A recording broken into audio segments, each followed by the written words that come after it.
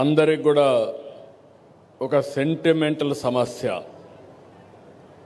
మనందరికీ భూమి అనేది ఒక అటాచ్మెంట్.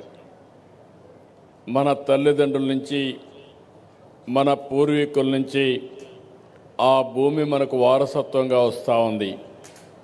కొంతమంది కష్టపడుతున్నాం, అదనంగా భూమి కొనే పరిస్థితికి వస్తుంది. అలాంటి భూమి అనేది రైతుకు చాలా సెంటిమెంటల్ ఇష్యూ. ఇది దేన్నైనా వదులుకుంటాడు, కానీ భూమిని వదులుకోవడానికి ప్రాణం పోయినా పర్వాలేదు, కానీ భూమిని వదులుకోవడానికి రైతు ఎప్పుడూ ఇష్టపడని చెప్పి మరొకసారి మీకు తెలియజేస్తున్నా.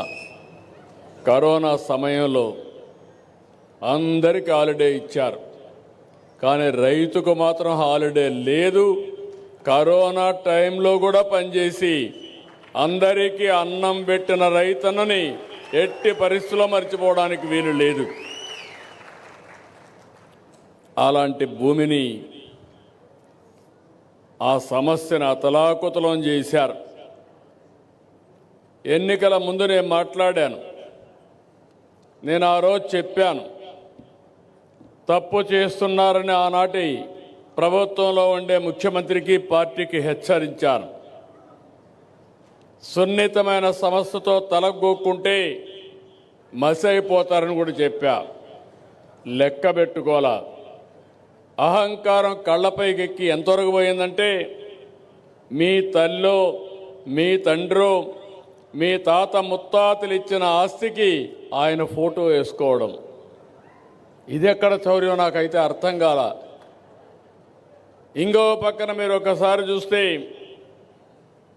మీ భూమి మీరు ఆ పొలంలో పోయి చూస్తే అక్కడ రాళ్ళన్నీ సర్వే రాళ్ళు పెట్టి ఆ సర్వే రాళ్లకు ఎనుబొమ్మ వేసుకోవడం. ఇది ఎక్కడ క్రేజో నాకైతే ఇప్పుడు కూడా అర్థం కావడంలా.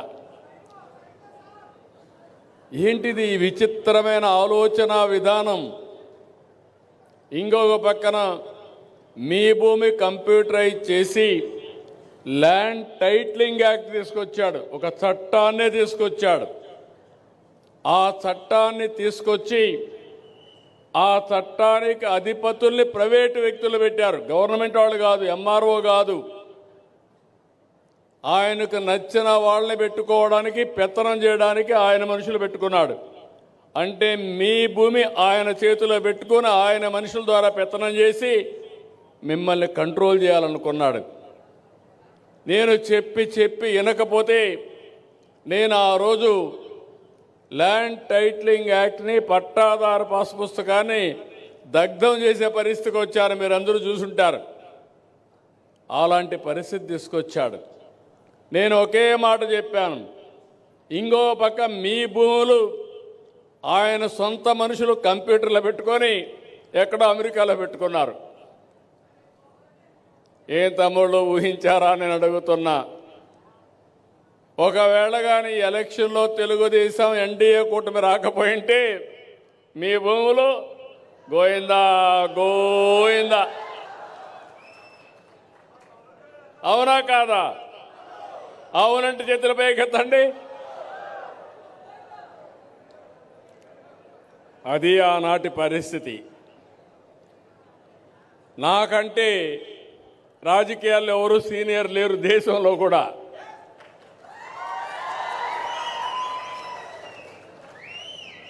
నేను చాలామందిని చూశాను. నిన్న మొన్న వచ్చిన వాళ్ళు ఇంత ప్రమాదకరమైన ఆలోచనలు చేశారంటే చాలా బాధ కలుగుతుంది. నేను ఆ రోజు ఒక హామీ ఇచ్చాను, మీకు గట్టిగా చెప్పాను, మీ ఆస్తులు మీకు భద్రత ఇది ఉండాలి. మీ భూమి, మీ హక్కు వేరే వాళ్ళ ఫోటో ఉండడానికి వీలు లేదు. రాజముద్రతో మళ్ళీ మీకు పట్టాదారు పాస్ పుస్తకాలు ఇస్తానని చెప్పాను. అదే సమయంలో ల్యాండ్ టైటిలింగ్ యాక్ట్ రద్దు చేస్తానని చెప్పాను. రెండో సంతకం దాని మీదనే పెట్టాను. నేను మెగా డిఎస్సి పెట్టి రెండో సంతకం ల్యాండ్ టైటిలింగ్ యాక్ట్ రద్దు చేశాను. ఇంకొక విషయం కూడా ఇక్కడ మీరు గుర్తుపెట్టుకోవాలి.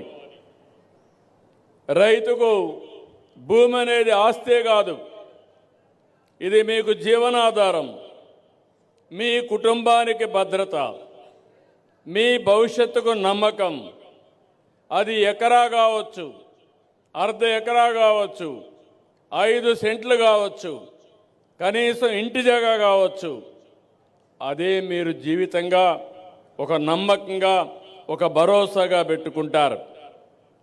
అందుకని ఆ రోజుల్లో మీరు చాలా బాధపడ్డారు. నేను కొన్ని ప్రదేశాలకు వెళ్ళాను. కొత్తగా 22A అని తీసుకొచ్చారు. మీ భూమి కానీ ఎవడైనా ఒక రౌడీ అడిగితే ఇవ్వకపోతే, రాజకీయ నాయకుడు అడిగితే ఇవ్వకపోతే దాని మీద 22A పెట్టేశారు. మీ భూమి గవర్నమెంట్ భూమి అయిపోయింది. మీరు కుయ్యో మరో అంటే ఇనే నాదుడు లేడు.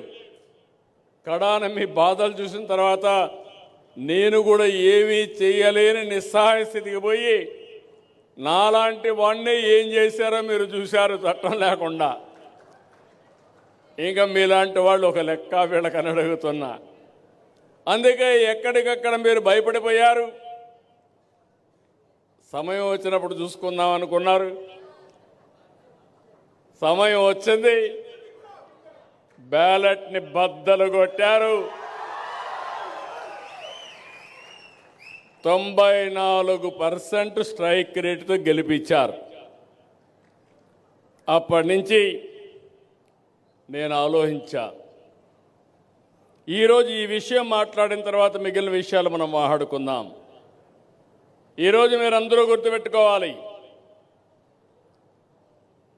ఈ యొక్క భూమి రికార్డులు ఆంధ్రప్రదేశ్లో, ఎందుకంటే నేను 9 ఏళ్ళు ముఖ్యమంత్రిగా ఉన్న సమైక్య ఆంధ్రప్రదేశ్కి, తెలంగాణలో రికార్డు చూశాను, ఇక్కడ రికార్డు చూశాను.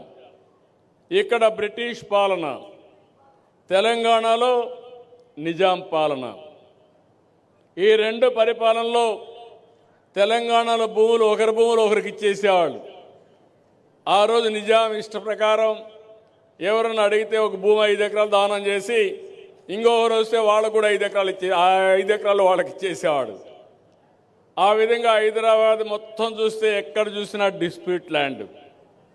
కానీ బ్రిటిష్ వాళ్ళు నాకు చిన్నప్పటి నుంచి జ్ఞాపకం ఉంది, తర్వాత కూడా మనం ఫాలో అయ్యాం. ఇప్పుడిప్పుడు తీసేశాను. ఎంఆర్ఓ, అప్పుడు తహసీల్దార్ ఆఫీస్ ఉండేది, కొంతమంది జ్ఞాపకం ఉంటుంది. ఏసీ రూమ్లో కూర్చొని పరదా కట్టుకొని ఒక ప్యూన్ ఒకటి పెట్టి దాన్ని ఎనిక్కి ముందుకు లాగేవాళ్ళు, అంటే పంక ఊదేవాళ్ళు. అప్పుడు విఎంలు ఉన్నారు, కేఎంలు ఉన్నారు, కరణాలు ఉన్నారు, కరణాలు మున్సిపల్ ఉన్నారు. ఆ కరణం రాసే లెక్క ఆ అక్షరాలు ఎవడికి అర్థంగా ఏటి కాదు, గొలుసు కట్టు రాత. ఇంకా విలేజ్ మున్సిపల్ ఉండేవాళ్ళు. మున్సిపల్ అయితే పెత్తందారి, ఇక్కడ కూడా రాయవరపు మున్సిపల్ ఉన్నాడు పెద్ద ఆయన, మంచి ఆయన, ప్రజల కోసం పనిచేశాడు. కానీ చాలామంది మున్సిపల్ కంట్రోల్ కోసం పనిచేశారు. అవన్నీ నేను చూశాం. కానీ ఎన్టీ రామారావు గారు ముఖ్యమంత్రి అయిన తర్వాత ఒకే మాట అన్నాడు, ఇది నా భూమి, నా హక్కు, నీ పెత్తనం ఏంటని సినిమా కూడా తీశాడు, మీకు జ్ఞాపకం ఉంటుంది. బ్రిటిష్ వాళ్ళ పైన పోరాడినప్పుడు ఆ సినిమాలో కూడా డైలాగ్ చెప్పి దాని ప్రకారమే మున్సిపల్ని, కేఎంల కరణాలని రద్దు చేసింది మొట్టమొదటిసారిగా చరిత్రలో ఎన్టీ రామారావు గారు అని చెప్పి నేను మీకు తెలియజేస్తున్నా. ఇక్కడ కంటే తెలంగాణలో పండుగలు చేసుకున్నారు.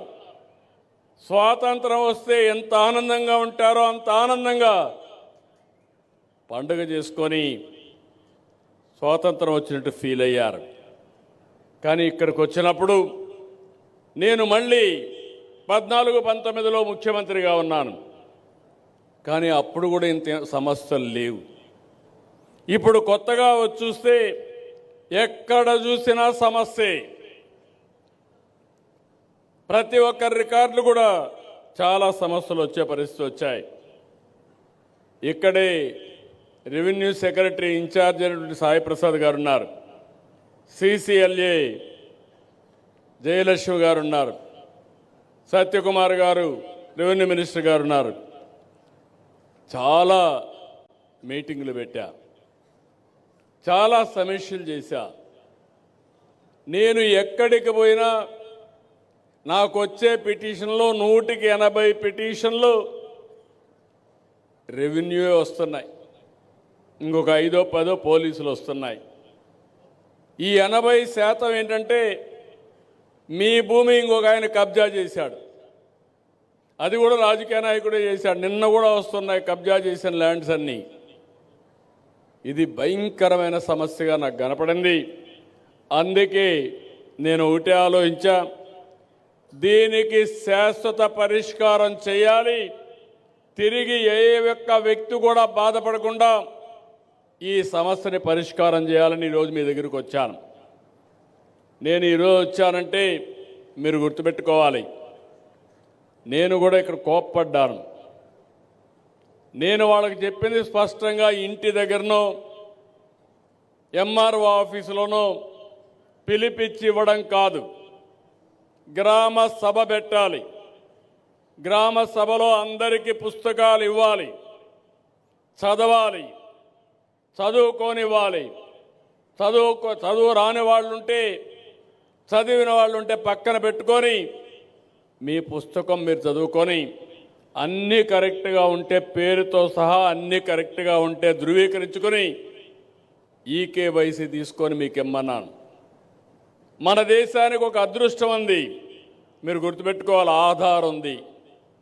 ఒక మనిషి ఇంకొక మనిషి పోలికలు పెట్టుకొని మోసం చేయడానికి వీలు లేదు.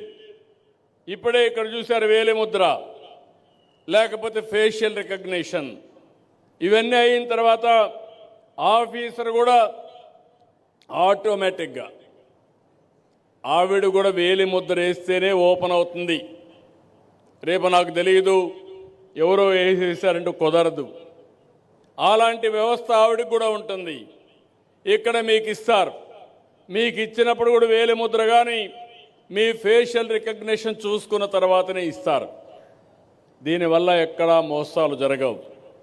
ఇంకో పక్క ఎంఆర్ఓ ఆఫీస్ ఉంది, లేకుంటే ఒకప్పుడు అధికార యంత్రాంగం ఉంది, బాధ్యత లేకుండా చేశారు, లింక్ డాక్యుమెంట్స్ లేకుండా చేశారు.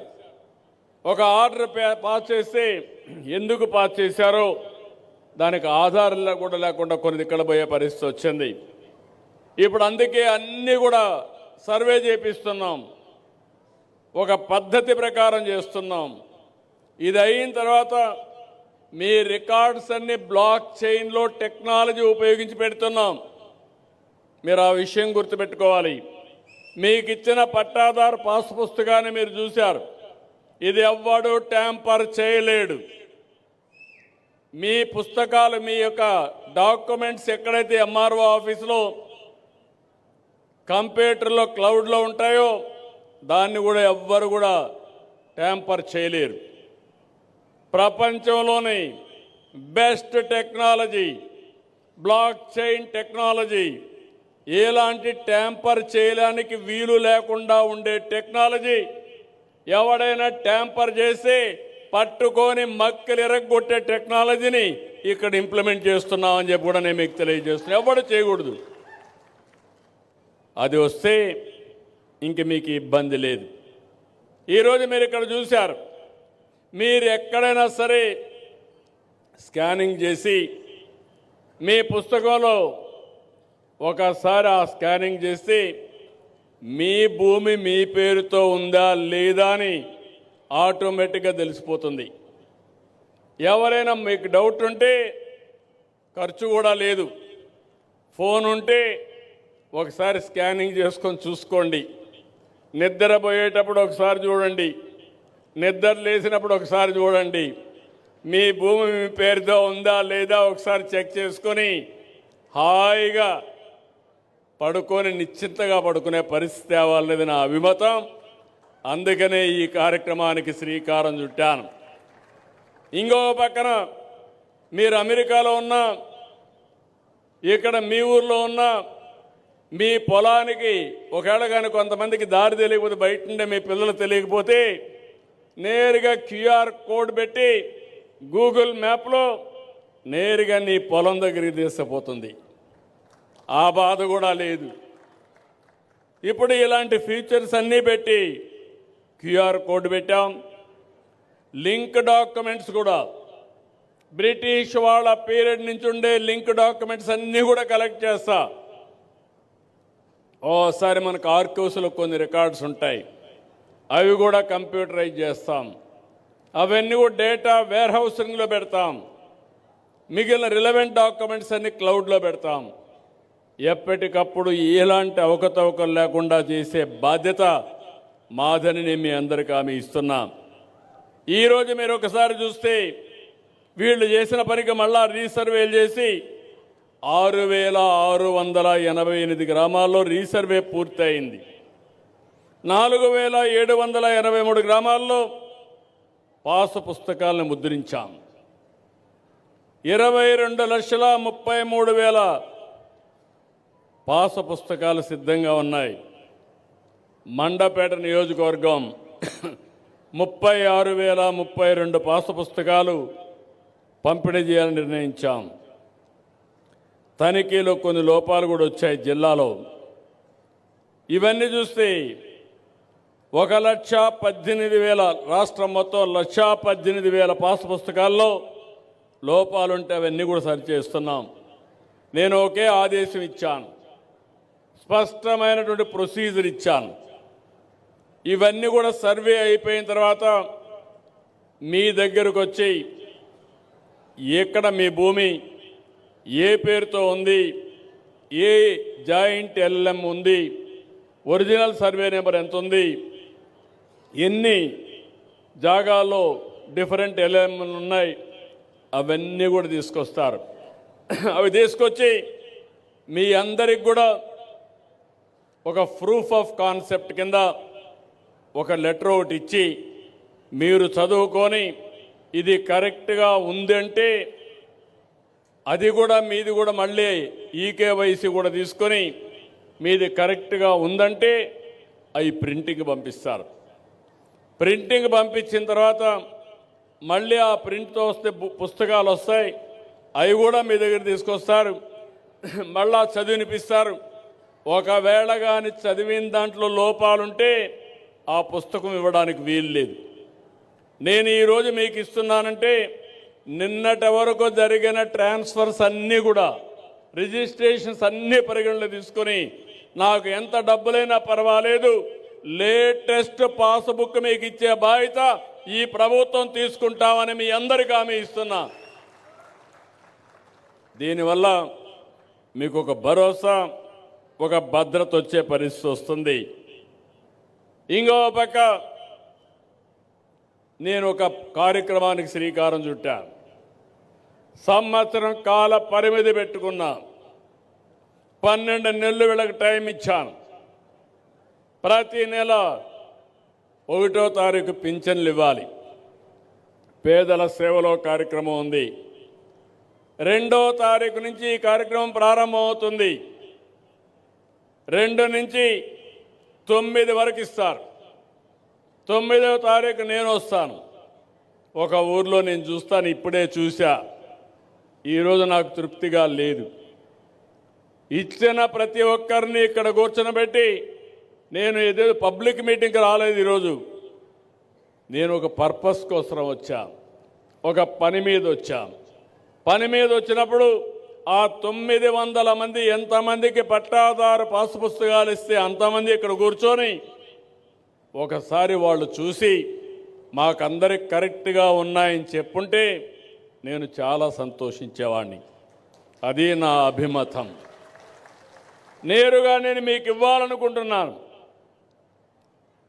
నేను అన్నీ ఇవ్వలేను కాబట్టి గ్రామ సభలు పెట్టి ప్రజా సమక్షంలో ఈ పుస్తకాలు ఇవ్వాలనుకుంటున్నా.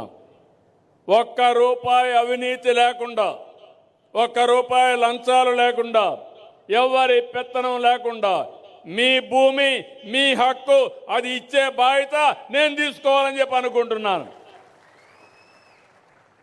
అలాంటి సమయంలో అధికార యంత్రాంగానికి చెప్పాను, కొంతవరకు చేశారు, కానీ దీన్ని ఇంకా పర్ఫెక్ట్గా చేయాల్సిన అవసరం ఉంది. ఎమ్మెల్యేలు బాధ్యత తీసుకోవాలి, ఎంపీలు బాధ్యత తీసుకోవాలి. ఇది మీ బాధ్యత. ప్రజలకు సేవ చేయడం అంటే ఏదో 4 పనులు అడగడమే కాదు. ఇబ్బంది లేని పరిపాలన, సుపరిపాలన ఇవ్వాల్సిన అవసరం ఉంది. ఎంఆర్ఓ వాళ్ళు కోరుతున్నా, ఆర్డీఓ వాళ్ళు కోరుతున్నా, సమర్థవంతంగా లాస్ట్ మైల్లో ఇది అమలు కావాలి. ఇది ఒక పవిత్రమైన యజ్ఞం. ఇది మీరు కూడా మనసు పెట్టి పనిచేస్తే తప్ప ఆ యజ్ఞ ఫలితాలు పేదవాళ్లకు చెందవని చెప్పి కూడా నేను మీకు తెలియజేస్తున్నా. అందుకని ఈ నెల 11వ తారీఖు వరకు ఇస్తున్నాం. నెక్స్ట్ మంత్ నుంచి 9వ తారీఖే లాస్ట్ డేట్. 2, 9 7 రోజులు, వారం రోజులు. ఈ వారం రోజుల్లో రెడీ అయినటన్నీ పంపిణీ చేస్తాం. మళ్ళీ 20 రోజులు సర్వేలు చేస్తాం, ప్రింటింగ్ చేపిస్తాం, ప్రూఫ్ ఆఫ్ కాన్సెప్ట్ చూపిస్తాం. చూసిన తర్వాత అన్నీ బాగుంటే ఫైనల్గా చేపించి మళ్ళీ 2 నుంచి గ్రామ సభలు డేట్లు ఇస్తాం. ఆ డేట్ వారుగా 7 రోజుల్లో పంపిణీ చేస్తాం. ఇప్పుడు ఉదాహరణకు 22,33,000, అందులో 1,18,000 తప్పులున్నాయని చెప్పి అన్నారు. అవి కూడా ఉండడానికి వీల్లేదు. ఒకసారి ప్రింట్ అయితే ఇంకా ఆటోమేటిక్గా 0 మిస్టేక్స్ ఉండాలి. అందుకే నేను ఒక మాట చెప్పాను, ఈ 1,18,000 ప్రింట్ అయినా పర్వాలేదు, తప్పులుంటే వారుగా పెట్టేయండి. మళ్ళీ ప్రింట్ అంతా కూడా చేసి కొత్త పాస పుస్తకాలు, ఎక్కడా తప్పు లేని పాస పుస్తకాలు ఇచ్చే బాధ్యత మీది. ఒకవేళ అలాంటి పుస్తకాలు ఇస్తే వాళ్ళపైన కఠిన చర్యలు తీసుకుంటానని మరొకసారి మీ అందరికీ హామీ ఇస్తున్నా. కాబట్టి మిమ్మల్ని నేను కోరేది, ఇలాంటి ఒక ఉదాత్తమైనటువంటి దీనికి నేను శ్రీకారం చుట్టాను. రాష్ట్రంలో ఉండే రైతులందరికీ విజ్ఞప్తి చేస్తున్నా, మిగిలిన వాళ్ళు కూడా అందరికీ విజ్ఞప్తి చేస్తున్నా, అర్థం చేసుకోమని కోరుతున్నా.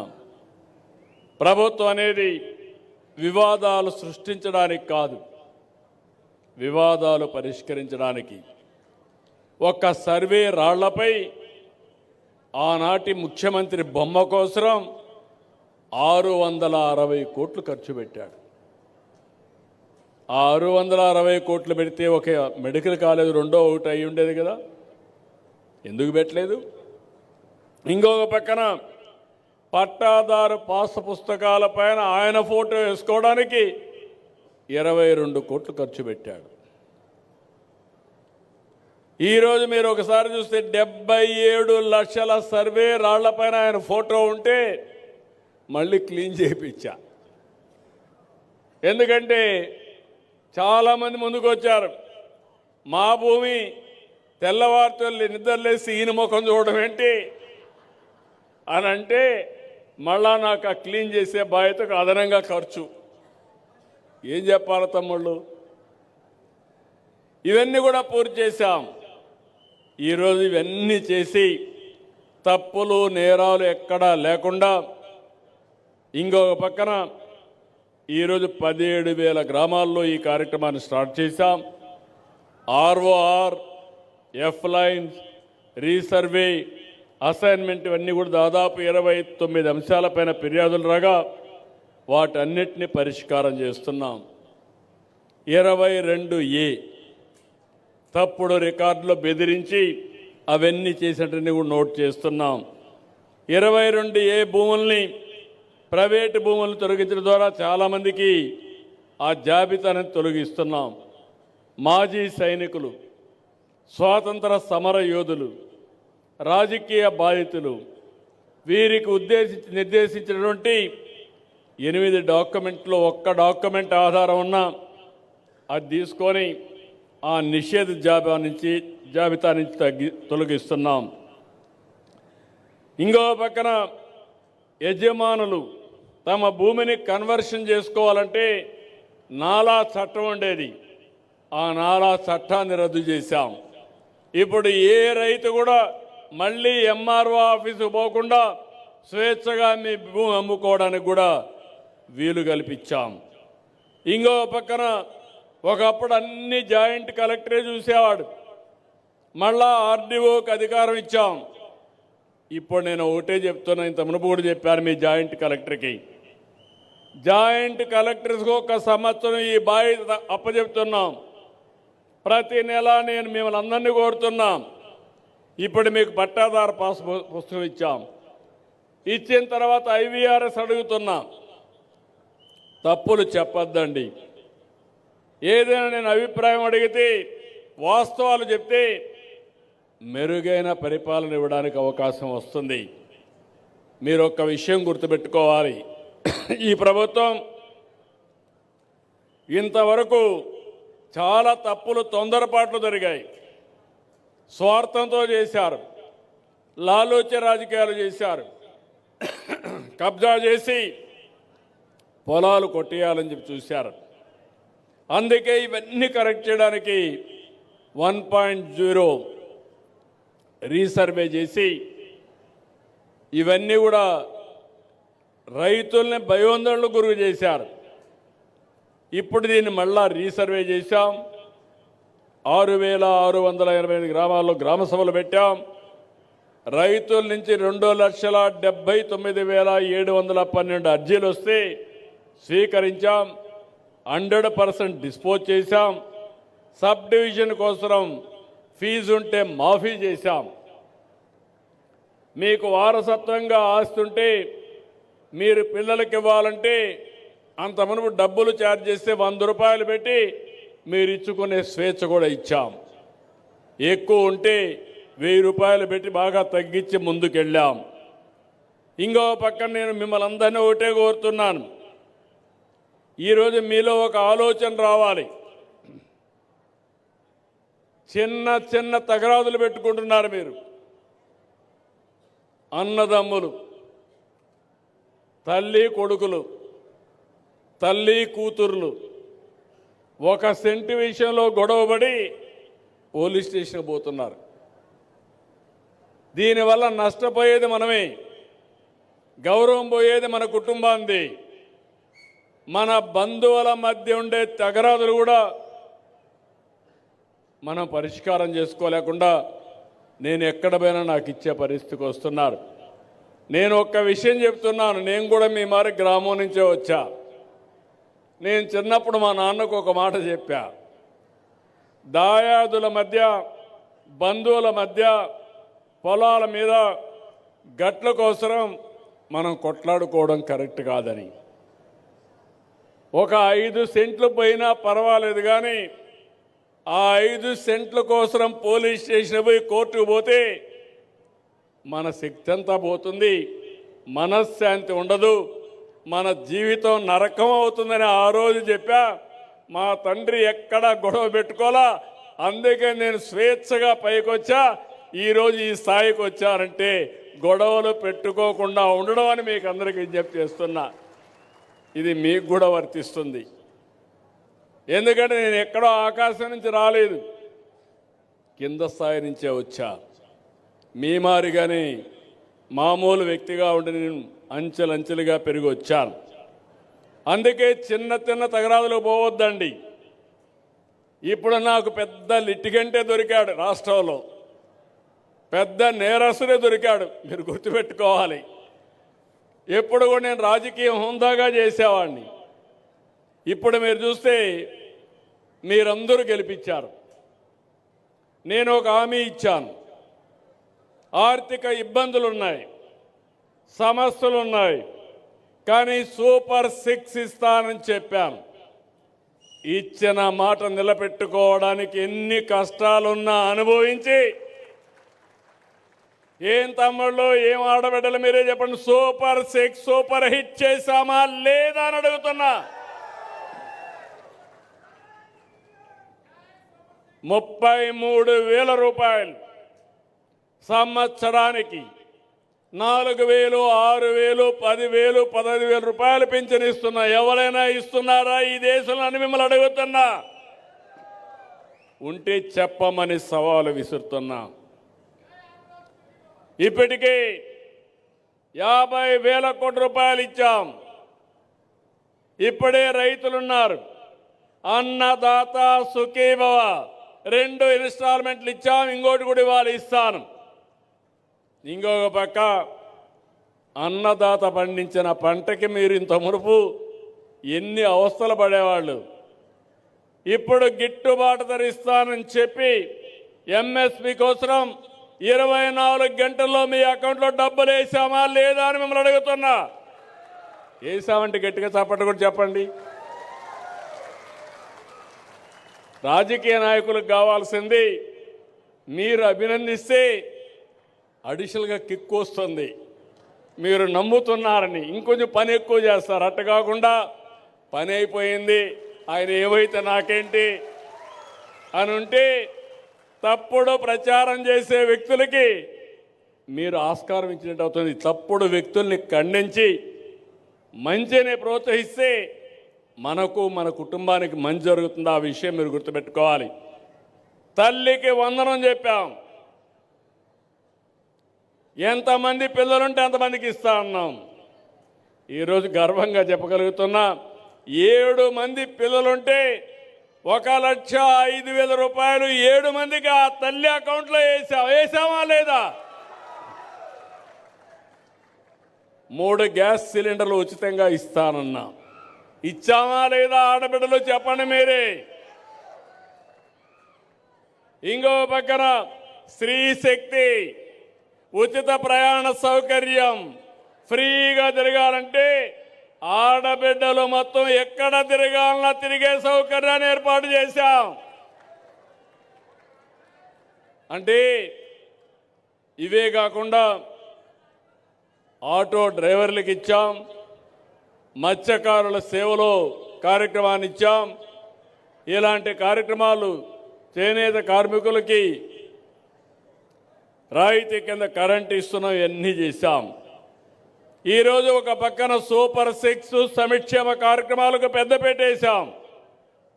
ఇంకో పక్కన స్పీడ్ ఆఫ్ డూయింగ్ బిజినెస్ అనే పేరు పెట్టి పెద్ద ఎత్తున పెట్టుబడులు ఆకర్షించాం.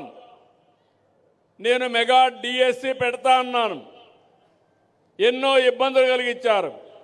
కోర్టులకు వెళ్ళారు, సుప్రీంకోర్టు వరకు వెళ్ళారు.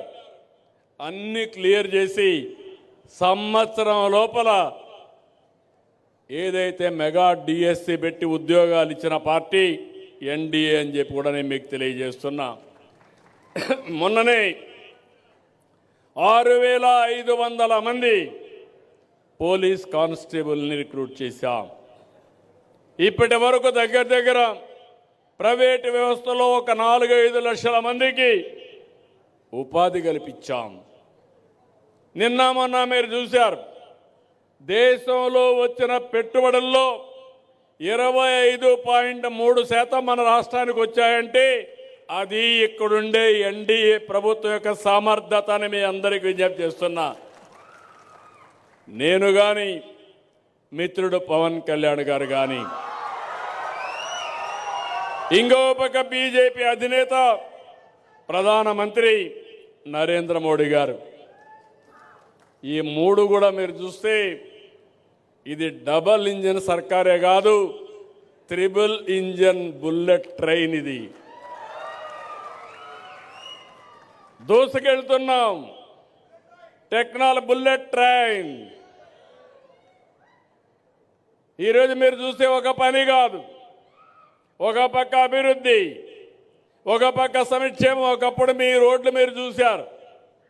ఈరోజు మట్టి లేని పరిస్థితుంటే నేను ఒకటే చెప్పాను మా అధికారులకి, గుంతలుగానుంటే మీ పని భరతం పడతానని చెప్పి ఎక్కడికక్కడ గుంతలు లేని రోడ్లు, పాట్ హోల్స్ లేని రోడ్లు, మీ ప్రయాణం ఎక్కడికి పోవాలన్నా సుజావుగా ఉండే విధంగా చేసే బాధ్యత నాదని మీ అందరికీ హామీ ఇస్తున్నా.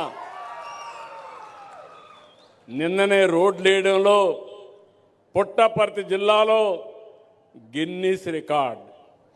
2 రోజుల్లో 40 కిలోమీటర్ రోడ్డు వేశారు. రాత్రి మగుళ్ళలో పనిచేశారు.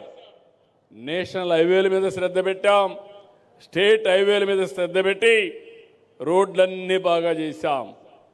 కడాన మీరు చూస్తే కరెంటు ఛార్జీలు పెంచేసి వెళ్ళాడు. అప్పుడు రెగ్యులేటరీ కమిషన్ కూడా వేశాడు, ట్రూ అప్ ఛార్జెస్ అని పెట్టాడు.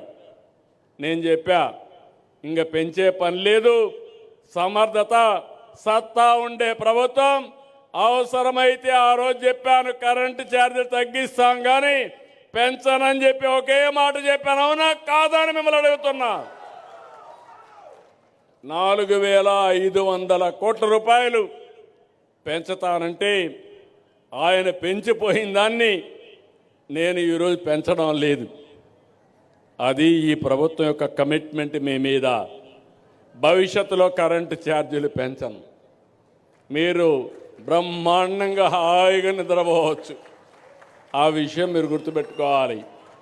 ఎస్సీ ఎస్టీలకు బీసీలకు రాయితీ కింద నేను మీ అందరికి కూడా సోలార్ ఇస్తా. మీరే కరెంట్ ఉత్పత్తి చేసుకునే స్వేచ్ఛ మీకు ఇస్తా.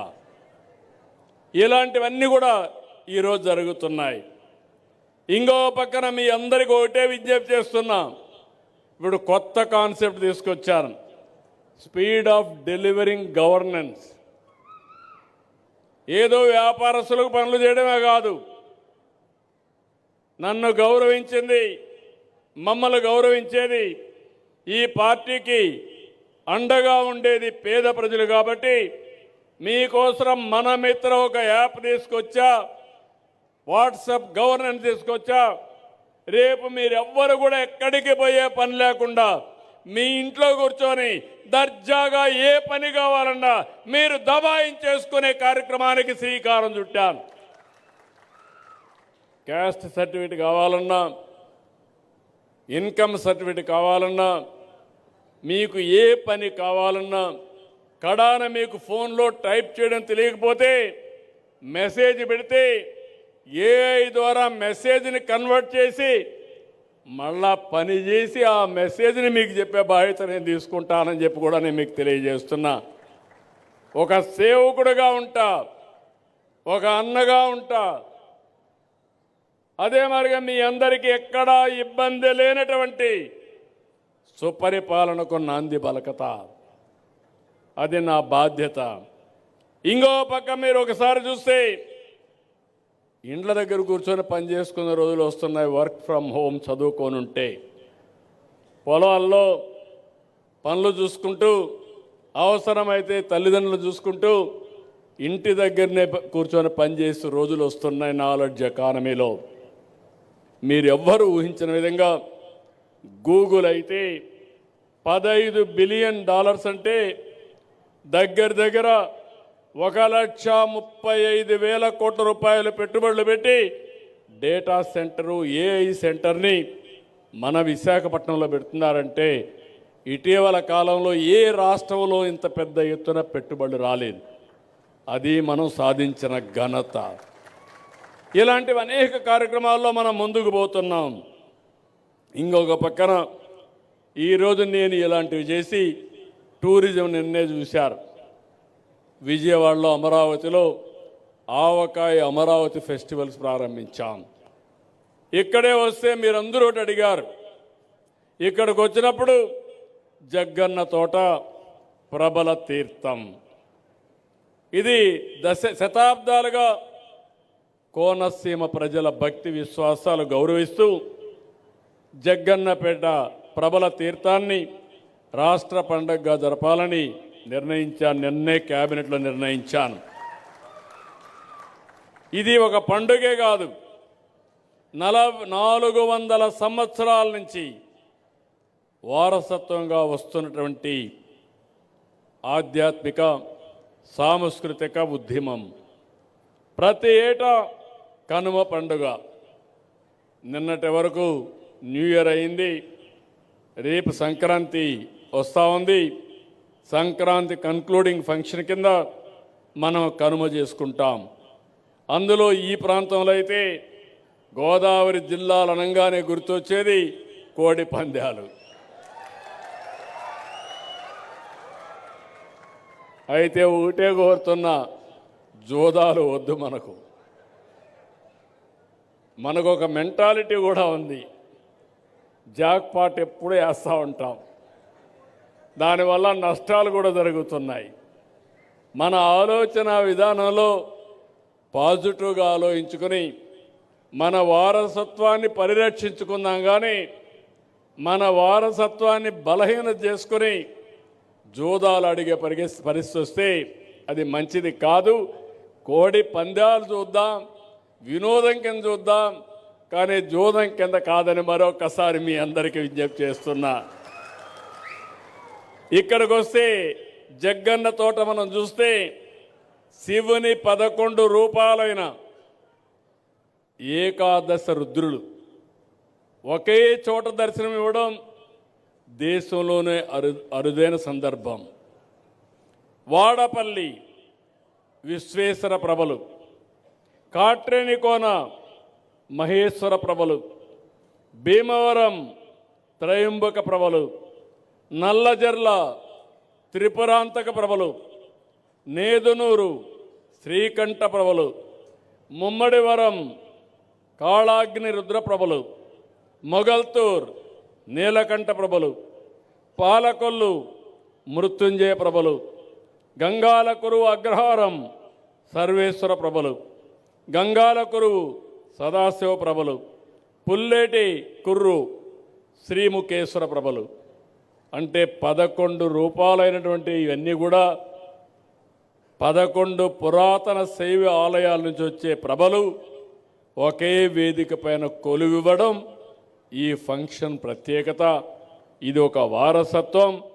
ఇది కూడా ప్రభలు మోసుకుంటూ భక్తితో కౌశిక నది దాటి ఊరేగింపుగా మహా అద్భుతంగా వచ్చి దగ్గర మీరు చూస్తే ఇది ఒక ఆచారం కింద కాకుండా శివభక్తి, ప్రకృతి, ప్రజల మధ్య ఉన్న బంధానికి ప్రతీక. ఇది ఆలయాల గ్రామాల ఐక్యతకు నిదర్శనం అని చెప్పి నేను మీకు తెలియజేస్తున్నా. ఇలాంటి అరుదైన ఏకాదశ రుద్రులు సాంప్రదాయాన్ని రాష్ట్ర పండుగ గుర్తించడం ఇది ఒక చరిత్ర, ఎంతో ఆనందం. దగ్గర 5 లక్షల మంది ఈ కార్యక్రమానికి వస్తున్నారు. అలాంటి కార్యక్రమాన్ని బ్రహ్మాండంగా జయప్రదం చేసి భవిష్యత్తులో ఈ ప్రాంత వారసత్వాన్ని కాపాడతామని మరొక్కసారి మీకు తెలియజేస్తున్నా. అదే సమయంలో మీ అందరికీ ఒక అప్పీల్ కూడా చేస్తున్నా. మనం అందరం కూడా చరిత్రలో నరకాసురుడిని వధిస్తే ఇప్పుడు ఏం చేస్తున్నారు?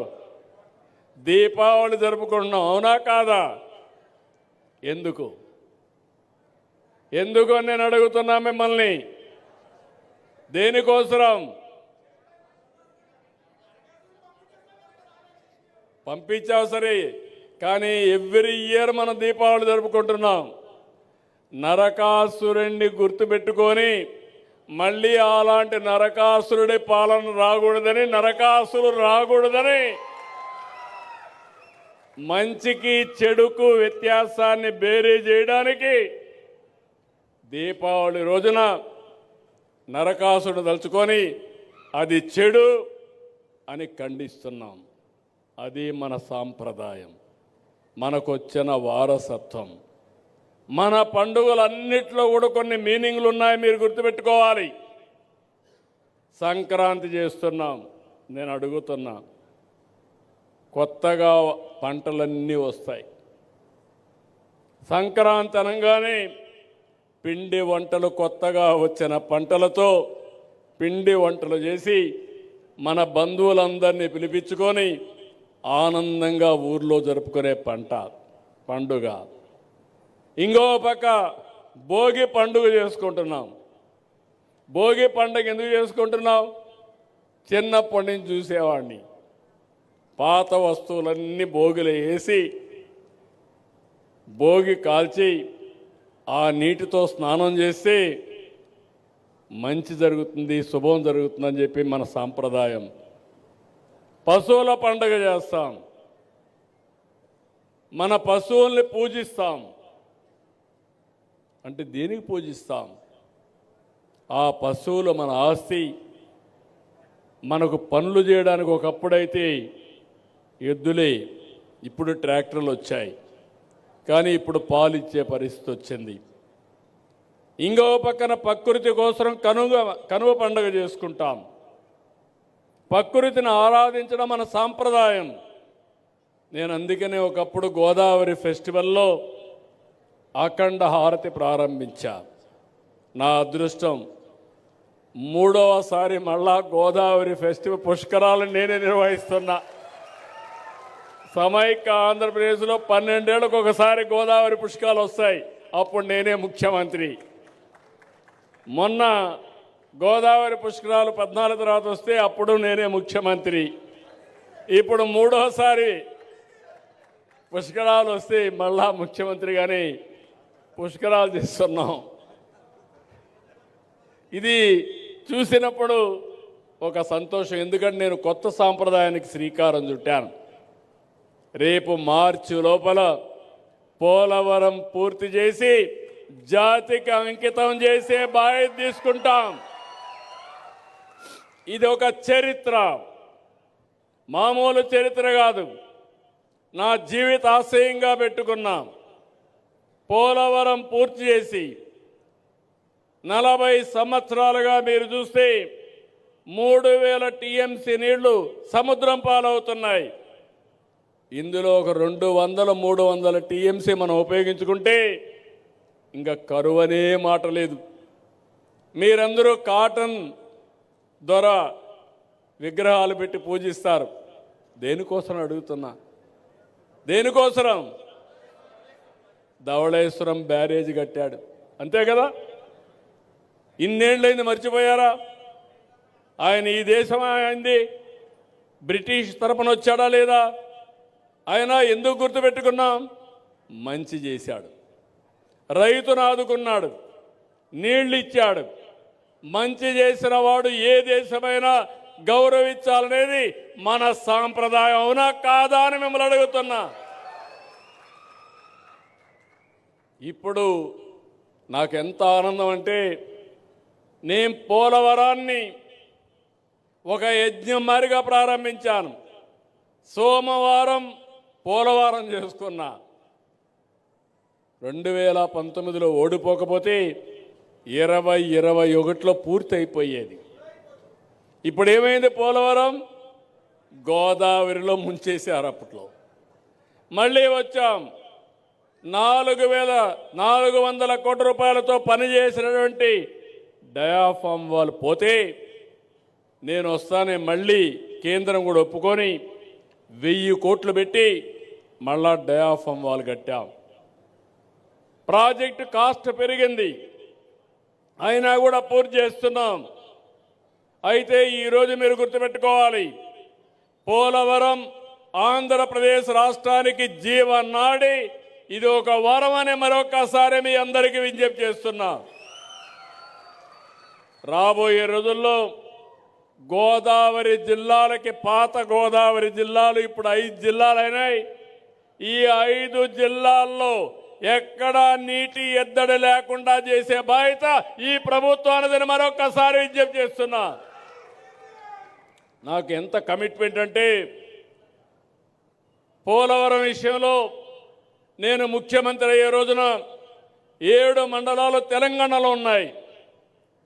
ఆ 7 మండలాలు తెలంగాణలో ఉండుంటే ఆనాటి ప్రభుత్వం ఒప్పుకోకపోతే పోలవరం కట్టే పరిస్థితి లేదు.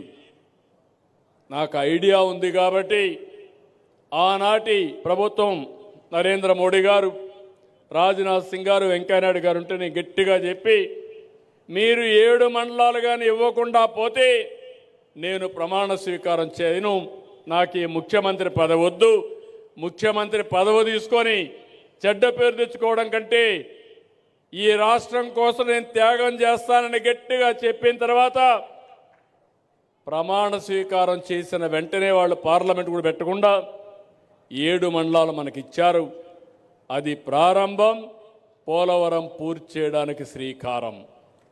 ఈరోజు మీరు ఒక్కసారి చూస్తే ఎన్ని ఇబ్బందులు కలిగించినా ఇక్కడే రామానాయుడు అప్పుడు కాటన్ ద్వారా చేస్తే ఇప్పుడు రామానాయుడు ఇక్కడ మంత్రిగా ఉండి ఆయన ఆధ్వర్యంలో ఈ ప్రాజెక్టు పూర్తవుతుంది.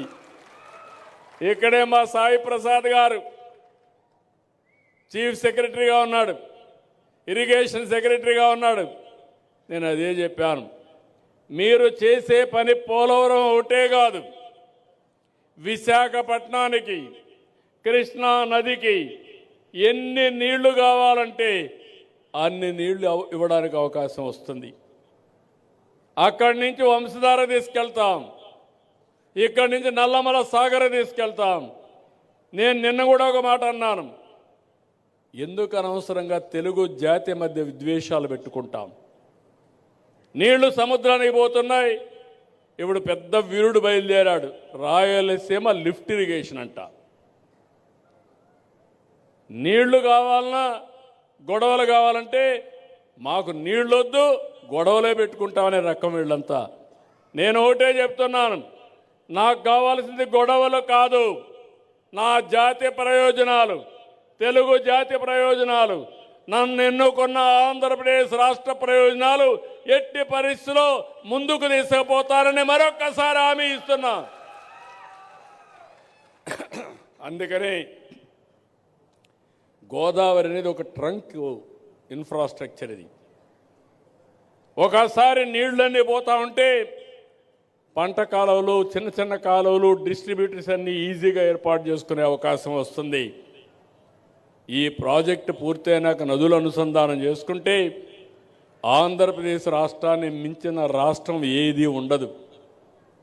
అవసరమైతే ఇక్కడ పోయే నీళ్లు తెలంగాణ కూడా వాడుకునే అవకాశం వస్తుంది. గొడవలు పెట్టుకుంటే వచ్చే ప్రయోజనాల కంటే గొడవలు లేకుండా అందరం ఉంటే ఇవన్నీ కూడా ముందుకు పోయే పరిస్థితి వస్తుంది. మీరు ఒకసారి గుర్తుపెట్టుకోవాలి, నేను ముందు చెప్పాను, నరకాసురుడు గుర్తుపెట్టుకోవడానికి ఈరోజు దీపావళి జరుపుకుంటున్నాం. నేను ఆ రోజు పోలవరం పని ప్రారంభించినప్పుడు పట్టిసీమ ప్రాజెక్టు తెచ్చాను, మీకు జ్ఞాపకం ఉందా? పట్టిసీమ అప్పుడు వచ్చి ఇక్కడ అందరినీ ఎగ్గొట్టాడు. పట్టిసీమ వస్తే గోదావరి జిల్లాలు ఎడారైపోతాయన్నాడు. నేను ఆ రోజు ఇంకో మాట అన్నాడు, నువ్వు పట్టిసీమ కడతావు, నీళ్ళు ఎక్కడ పెడతావు అన్నాడు. నీళ్ళు ఎక్కడ పెడతానో తెలియకపోతే నేనేం చెప్తాను నీకు? పట్టిసీమ నీళ్లు కృష్ణా జిల్లాకు డెల్టాకి వెళ్తాయి. కృష్ణా జిల్లాలో వాడే నీళ్లు శ్రీశైలంలో పొదుపు చేసి రాయలసీమకి ఇస్తాం. రాయలసీమ కరువు సీమ, రాళ్లసీమను రత్నాల సీమ చేసే బాధ్యత నాదని ఆ రోజే చెప్పాను. 100 టీఎంసీ నీళ్లు తీసుకుపోయి కృష్ణా డెల్టాకి నీళ్ళిచ్చా.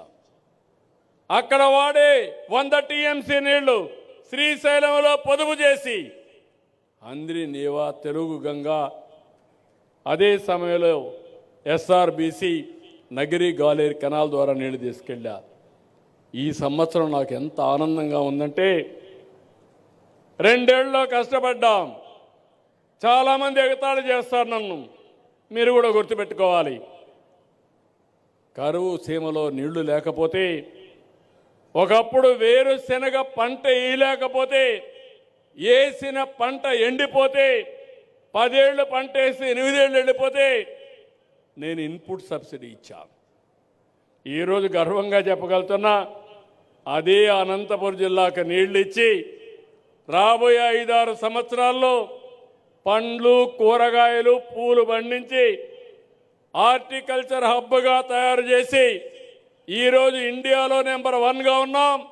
ఇంకొక 5-10 ఏళ్లలో ప్రపంచంలోనే ఒక పెద్ద హార్టికల్చర్ హబ్గా రాయలసీమ తయారు చేసే బాధ్యత నాది. ఇలాంటి కార్యక్రమాలకు నేను శ్రీకారం చుట్టా. ఇప్పుడు కొత్తగా నాకు గొడవే కావాలా, నాకు నీళ్ళొద్దు అంటే నేనేం చెప్పాలి? నిన్న మీరు చూశారు తిరుమల పైన, మొన్నటి వరకు తిరుమలలో జరిగే నెయ్యి కల్తీ, ప్రసాదాలు కల్తీ, అక్కడ దర్శనాలు కల్తీ. అదే ఈరోజు ఎన్డీఏ గవర్నమెంట్ వచ్చింది. తమ్ముళ్ళు, మీరు ఈ మధ్యకాలంలో ఎవరన్నా తిరుమలకు పోయి వచ్చారా అని అడుగుతున్నా. పోయిన వాళ్ళకి వ్యత్యాసం కనపడిందా లేదా అని మిమ్మల్ని అడుగుతున్నా. ఎప్పుడూ చేయని విధంగా వైకుంఠ ఏకాదశి జరిపాం. అన్నీ కూడా మీరు చూస్తే ఇంకొక పక్కన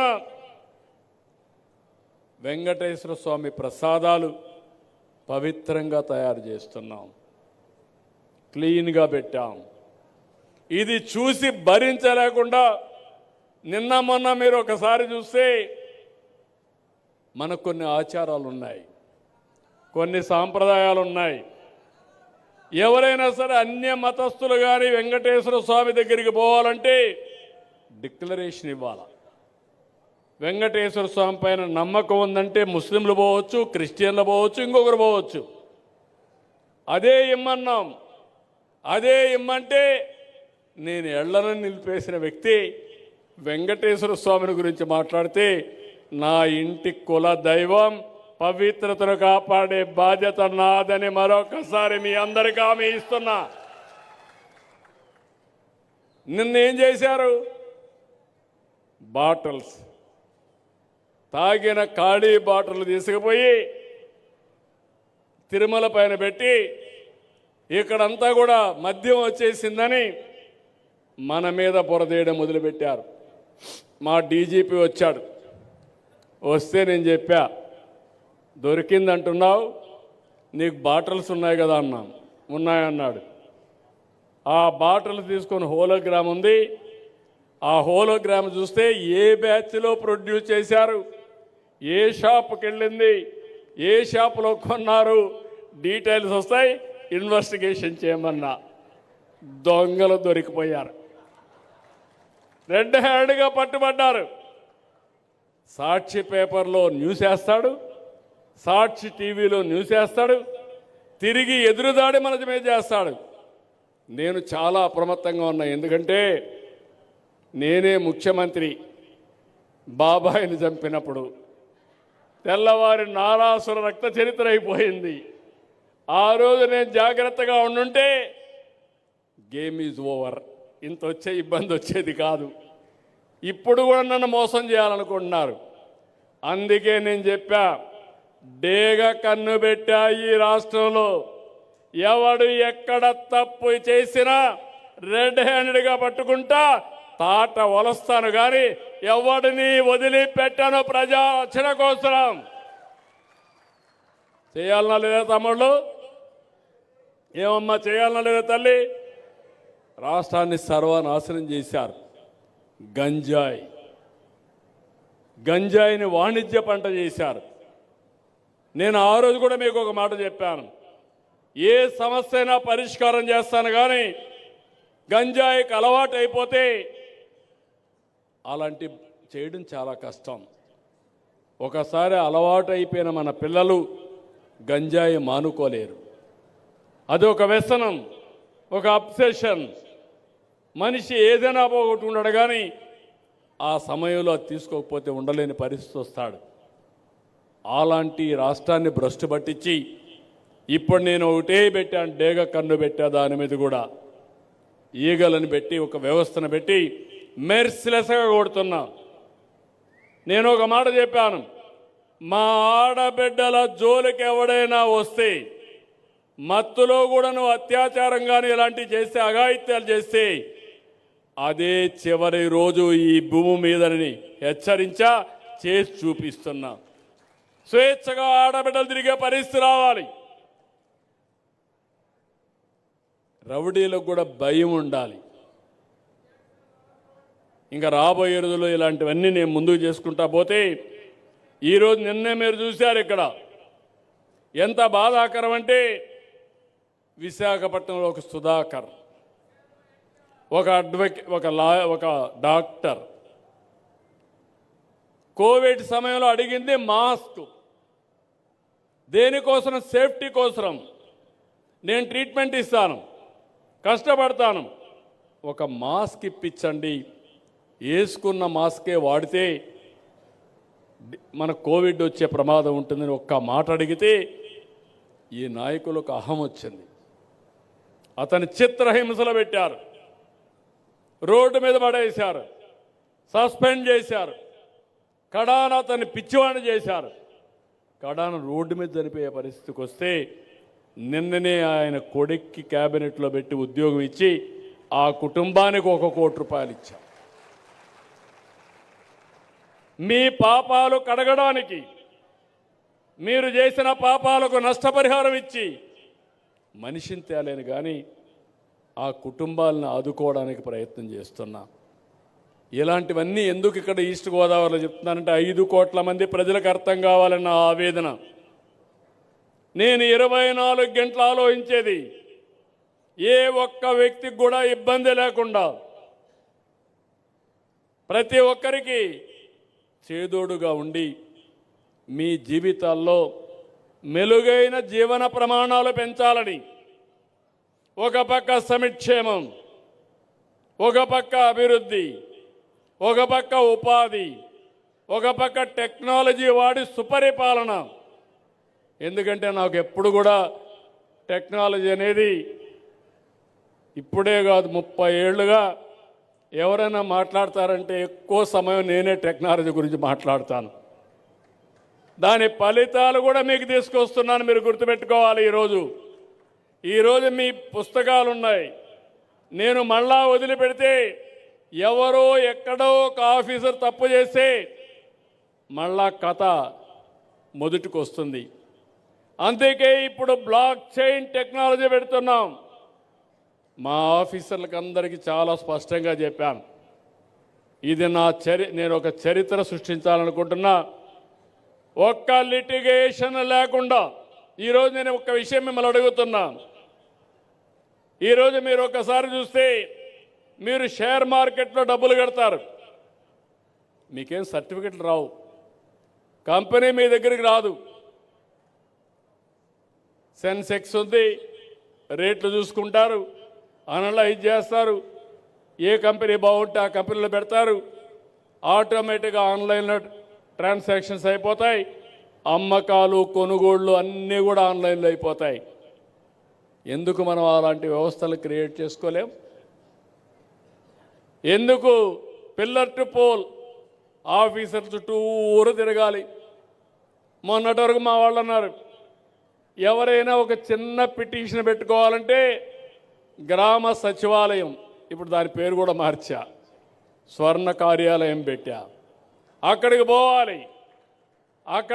అక్కడుండే ఒక ఆఫీసర్ కానీ మీ కాగితం తీసుకొని రిజిస్ట్రేషన్ చేయకపోతే రిజిస్ట్రేషన్ లేదు. ఇది ఎక్కడ చోద్యం? ఎందుకు పర్మిషన్ కావాలి? దేనికోసం పర్మిషను? కనీసం నువ్వు ఫోన్ ఎత్తుకొని హలో అంటే, నేను మనమిత్ర దీంట్లో కానీ నాకు ఈ ప్రాబ్లం ఉందంటే దాన్ని కన్సర్న్ ఆఫీసర్ పంపించి ఆ సమస్య పరిష్కారం చేయాలని నేను అనుకుంటే, మీరు కాగితం ఇచ్చి రిజిస్ట్రేషన్ చేయమంటే అది కూడా చేయకుండా దానికి కూడా చేయి దడిపితే ఏదో చేస్తామంటే ఇది ఎక్కడ న్యాయం అని నేను అడుగుతున్నా. అందుకే మీలో కూడా ఒక ఆలోచన రావాలి. రాబోయే రోజుల్లో ప్రతి నెల ఒక్క రోజున టెక్నాలజీ పెనిట్రేషన్ తీసుకొస్తాను, ఇంటింటికి మీకు నేర్పిస్తా ఎట్లా వాడుకోవాలను. అది మీరు వాడుకుంటే ఇబ్బందులు లేని మీ జీవితాలు తయారు చేసే బాధ్యత, సమస్యలు లేకుండా అవినీతి లేకుండా సుపరిపాలన ఇచ్చే బాధ్యత నాదని మరొక్కసారి హామీ ఇస్తున్నా. మిగిలిన విషయాలు ఇంకొకసారి నేను మాట్లాడతా. ఇక్కడికి వచ్చినప్పుడు రాయవరం గ్రామంలో ఎమ్మెల్యే గారు డ్రైన్స్, సీసీ రోడ్లు 2,50,00,000 అడిగాడు. తప్పకుండా నేను ఇక్కడికి వచ్చా, గుర్తుండే విధంగా కంపల్సరీగా ₹2,50,00,000 ఇచ్చి ఈ గ్రామాన్ని పూర్తిగా బాగు చేసే బాధ్యత ఎన్డీఏ ప్రభుత్వం తీసుకుంటామని మరొక్కసారి హామీ ఇస్తూ, నేను మీ అందరికీ, రాష్ట్రంలో ఉండే ప్రజలందరికీ హామీ ఇస్తున్నా, 1 ఇయర్ సహకరించండి. అన్ని సమస్యల్ని పరిష్కారం చేస్తున్నాం, 1 by 1 చేసుకుంటా పోతున్నాం. గాడి తప్పిన పరిపాలన ఘాట్లో పెడుతున్నాం. అదే సమయంలో మేము యజ్ఞం మారిగా ఈరోజు పరిపాలన చేయడం కోసం ప్రయత్నం చేస్తూ ఉంటే కొంతమంది రాక్షసుల మారిగా అసత్యాల్ని అబద్ధాల్ని పదే పదే చెప్పి వీళ్ళు తప్పుడు పనులు చేసి ఆ తప్పుడు పనులు వేరే వాళ్ళపైన వేయాలని ప్రయత్నం చేస్తున్నారు. ఏది ఏమైనా మీలో చైతన్యం చాలా ముఖ్యం. ఆ చైతన్యం ఉన్నంత వరకు ఎవ్వరు ఏం చేయలేరు. ఇంకొక పక్కన కూడా మీరు గుర్తుపెట్టుకోవాల్సిన అవసరం ఉంది. సుస్థిరమైన పరిపాలన, దీర్ఘకాల పరిపాలన వల్ల మన జీవితాల్లో అనేకమైనటువంటి మార్పులు వస్తాయి. అట్ట కాకుండా మన ఆలోచన విధానంలోనే 5 ఏళ్లకు ఒకరిని మార్చేద్దామని ఆలోచిస్తే దానివల్ల నష్టం ఎక్కువ వస్తుంది. మీరు గుర్తుపెట్టుకోండి, 14-19లో అభివృద్ధి చేశాం, 19-24 విధ్వంసం చేశారు. ఇప్పటికి 2 ఏళ్ళు అవుతా ఉంది, 2వ సంవత్సరం. చేసిన విధ్వంసాన్ని కరెక్ట్ చేయడానికే సరిపోతా ఉంది. అది మళ్ళీ ఇంకొక 6 నెలలు సంవత్సరం ఇప్పుడు రెవెన్యూ ఉంది, ఇంకా 1 ఇయర్ పడుతుంది. అంటే దగ్గర దగ్గర 3 ఏళ్ళు పట్టింది ఒక విధ్వంసాన్ని కరెక్ట్ చేయడానికి. మళ్ళీ వచ్చి ఇంకొక విధ్వంసాలు చేస్తే అవి కరెక్ట్ చేసుకుంటా పోతే ఎప్పటికీ పరిష్కారం అవుతాయని అడుగుతున్నా. ఒక విధ్వంసం పోలవరం, అదే 21లో పూర్తి అవ్వాల్సిన ప్రాజెక్టు 27కు పోయింది. ఇలాంటి 1-2 కాదు, ఒక అమరావతి నిన్న కూడా చూశారు. ఎవరైనా సరే బుద్ధి జ్ఞానం ఉండే వ్యక్తులు మాట్లాడతారు నాకు తెలియదు. ముఖ్యమంత్రి ఎక్కడుంటే అక్కడే క్యాపిటల్ అంట. మొన్నటి వరకు 3 ముక్కలాట ఆడారు. అంటే 3 రాజధానులు అన్నారు. ప్రపంచంలో ఎక్కడా లేవన్నాం, కానీ వినలేదు. ప్రజలు గుణపాఠం చెప్పారు, ఎన్నో ఇబ్బందులు పెట్టారు.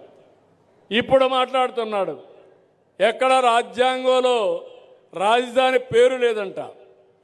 ముఖ్యమంత్రి ఎక్కడ కూర్చొని పనిచేసి బెంగళూరులో కూర్చుంటే ఇడుపుల పాయకి పోతే అదే రాజధాని. అంటే ఏంటి చేదస్తో నాకైతే అర్థం కావడం లేదు. ఇప్పుడు అంటున్నాడు అది నది పక్కన వచ్చిందంట. రాజమండ్రి ఎక్కడుంది?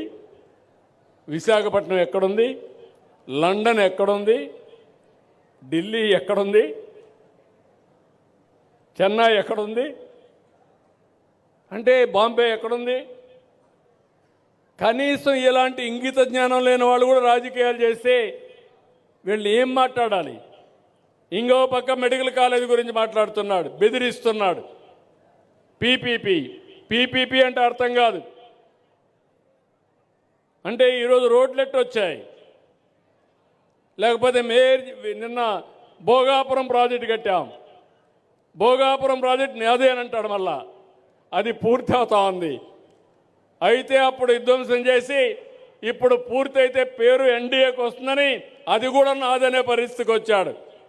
అది నీదైతే పీపీపీ అయితే అక్కడ ముద్దు, ఇక్కడ మెడికల్ కాలేజీలు అయితే వద్దా? ఎవరు చెప్పారు? నేను అడుగుతున్నా. ఈ ప్రభుత్వం ఒకటే చెప్తున్నాను, ఎవరెన్ని చెప్పినా ఈరోజు ఈ ప్రభుత్వం పేదవాళ్ళ కోసం పనిచేసే ప్రభుత్వం, సంపద సృష్టించే ప్రభుత్వం, మీ జీవితాల్లో వెలుగిచ్చే ప్రభుత్వం. ఇది ఏమాత్రం ఆగదని మరొక్కసారి తెలియజేసుకుంటూ ఈరోజు ఒక హిస్టారికల్ కార్యక్రమానికి శ్రీకారం చుట్టాం. అలాంటి హిస్టారికల్ కార్యక్రమం ఈ రాయవరంలో పెట్టడం. నాకు రాయవరం మున్సబ్ అయితే చాలా పరిచయం ఉంది. ఎన్టీఆర్తో అయితే చాలా అత్యంత ముఖ్యుడిగా ఉండేవాడు, అనేక సందర్భాల్లో వచ్చేవాడు. ఆయన నేను చూశాను. మనిషి ఒక నాయకుడు అంటే ఎంత పర్ఫెక్ట్గా ఉంటాడంటే రాయవరపు మున్సబ్ ఒక ఉదాహరణ అని చెప్పి నేను మీకు తెలియజేసుకుంటూ